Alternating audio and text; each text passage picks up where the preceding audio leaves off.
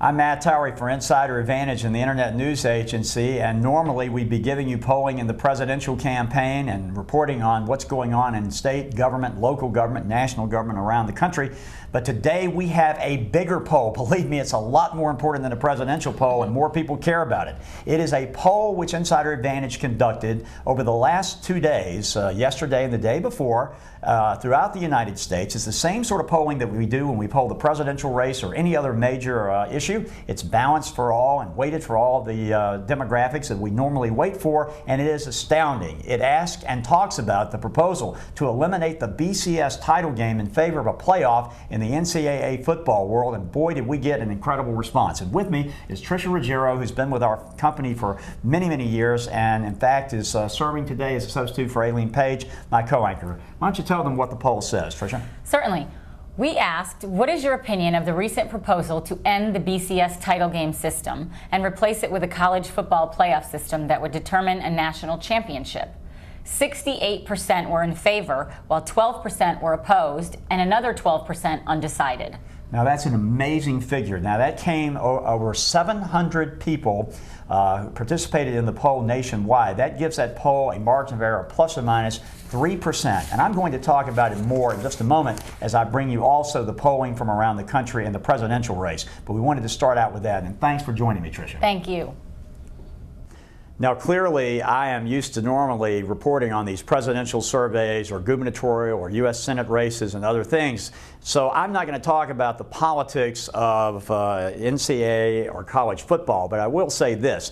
I have seen very few polls that I have ever surveyed in this country that had such an overwhelming response. It was across all demographics, including both males and females. In fact, among male respondents, the response was 70% plus. So my only guess here is that these university presidents and the other groups that seem to be resisting a playoff system are in deep trouble with their own fans. They're certainly out of touch with what the public wants. And let me make one last point. That 700 plus percentage that we came up with, the 700 sample, those were people who said that they listen to, watch, or attend college football. Those are hardcore fans. It made up a little over 50% of the nation. They said they wanted the change, and that's where that number came from. Now, let's move on to the political world. First of all, the bombshell. John Kerry comes out in favor of Barack Obama. We'll find out what the impact of that is over the next few days. Sometimes endorsements matter, sometimes they don't. Kerry didn't win and wasn't known as a likable candidate when he ran against George Bush in 2004, but he does have the consistency in opposing the situation in Iraq. We're going to have to find out and see how the Clinton campaign is going to react to that.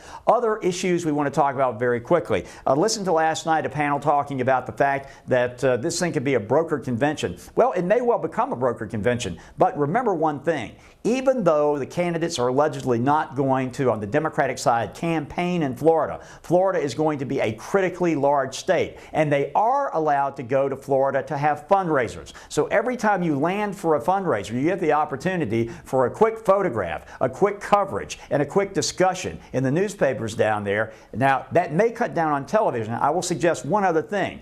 If for some reason this shift with Kerry allows Barack Obama to win South Carolina, I would not be surprised if the Clinton campaign didn't decide to tell Howard Dean to go stuff it and run television commercials in Florida. Keep your eyes peeled on that. And then very quickly, just some headlines from around the rest of the country. Now that the legislative sessions are in many states, I want to give you a quick idea of what's going around in other areas of the country. Quick update. Governor Elliott Spitzer, he spoke before their legislature in New York. He told the legislature in New York that he's ready to quit fighting. He wants to be more conciliatory. Whether that's going to continue or not, we'll have to wait and see, but at least Spitzer is beginning to indicate he understands he can't be the lone wolf. In California, a California court overturned San Francisco's ban on the ownership of personal handguns. What effect that's going to have, we don't know, but we know guns are a hot issue in a lot of legislatures right now. One of the other issues right now being debated in several legislatures is an NRA push to allow individuals to bring guns onto the property of where they work. That is being fought by the business community. It's going to be a real showdown between the NRA and business in America. The Sugar Association, they're upset with the FDA FDA because the FDA refuses to call sugar and define it as a natural product. And finally, in Tennessee, a legislator in Tennessee wants to ban toy guns that look like real guns. Now, whether that's a substantial piece of legislation or not, who knows,